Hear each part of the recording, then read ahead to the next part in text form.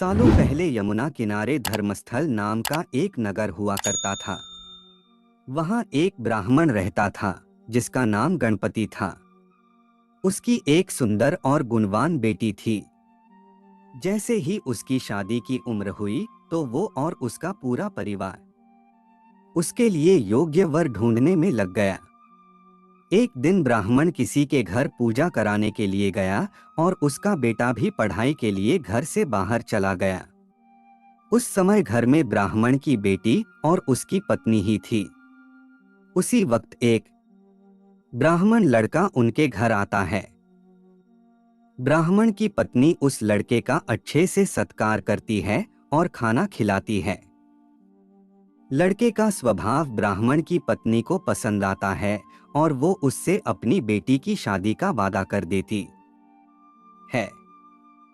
उधर ब्राह्मण गणपति जिनके घर पूजा करने गया था, वहां भी वो एक ब्राह्मण लड़के से मिलता है और उससे अपनी बेटी की शादी करवाने का वचन दे देता है।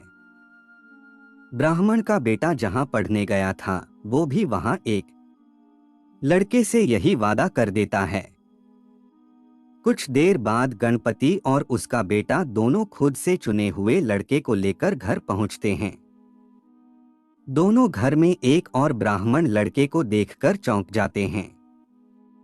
अब सभी इस दुविधा में पड़ जाते हैं कि लड़की एक है और शादी का वादा तीनों ने अलग अलग लड़कों से कर दिया है। अब क्या होगा? लड़की का विवाह किससे करवाएंगे?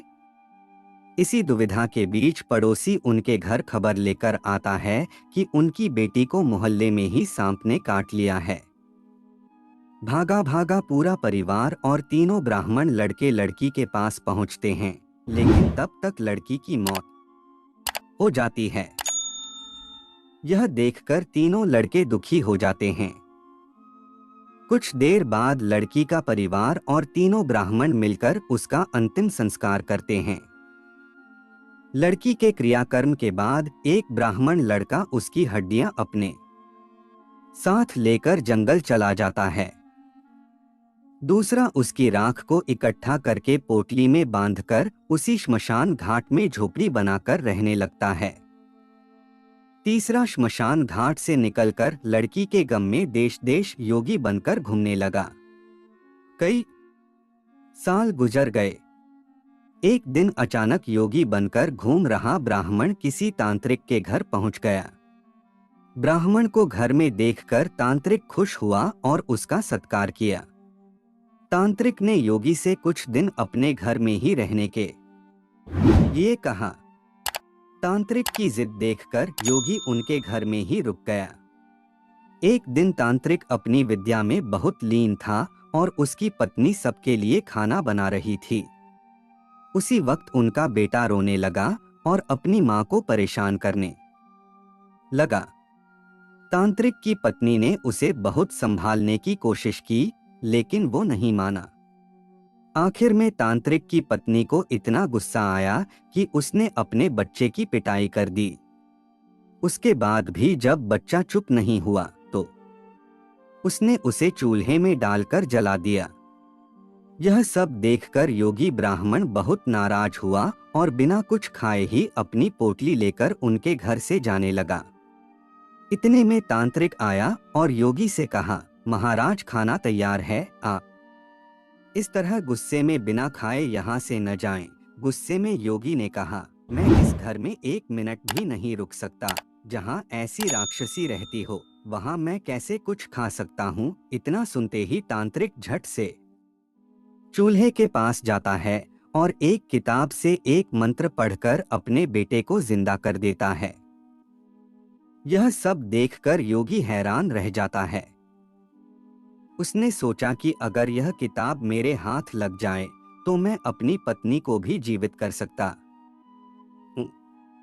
योगी यह सोच ही रहा होता है कि उधर तांत्रिक बेटे को जीवित करने के बाद फिर से योगी से खाना खाने का आग्रह करता है। योगी खाना खाता है और वहीं रुक जाता है।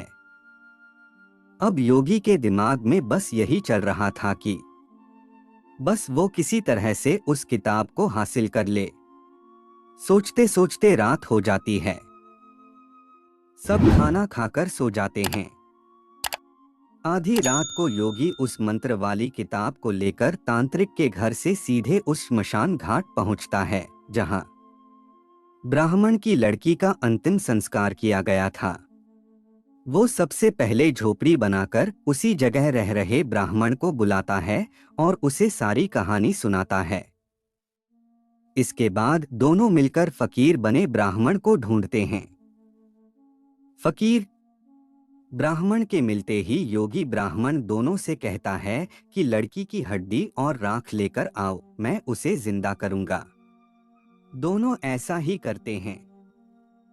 राख और हड्डी इकट्ठा करने के बाद लड़की को जलाई हुई जगह में योगी ब्राह्मण मंत्र पढ़ता और लड़की जिंदा हो जाती है। यह देख तीनों ब्राह्मण खुश हो जाते हैं। इतनी कहानी सुनाकर बेताल चुप हो जाता है। कुछ देर बाद वह राजा विक्रम से पूछता है, बताओ वह लड़की किसकी पत्नी हुई? विक्रमादित्य बेताल के दोबारा उड़ने के डर से जवाब नहीं देते। गुस्से में बेताल कहता है, देखो अगर तुम जवाब पता होते हुए भी नहीं दोगे तो मैं तुम्हारी गर्दन में काट दूंगा। जल्दी से जवाब दो। इतना सुनते कि राजा बोलते हैं, जो ब्राह्मण श्मशान में कुटिया बनाकर रह रहा था वो उसकी पत्नी हुई। बेताल पूछता है, कैसे? तब विक्रमादित्य जवाब देते हैं, जो हड्डी चुनकर फकीर बन गया वो उसका बेटा हुआ। जिसने तांत्रिक विद्या से उसे जीवित किया वो उसके पिता समान हुआ, और जो उसकी राख के साथ जीवन जी रहा था वो ही उसका पति हुआ। जवाब सुनते ही बेताल ने कहा, राजन तुमने बिल्कुल सही उत्तर दिया है, लेकिन शर्त के मुताबिक तुम्हें मुंह नहीं खोलना था, इसलिए मैं दोबारा उड़ रहा हूँ। इतना कहकर बेताल दोबारा घने जंगल के किसी पेड़ में जाकर लटक जाता है और राजा विक्रम उसे पकड़ने के लिए उसके पीछे भागने लगते हैं। कहानी से सीख, चतुराई और बुद्धि से बड़ी समस्या को हल किया जा सकता है।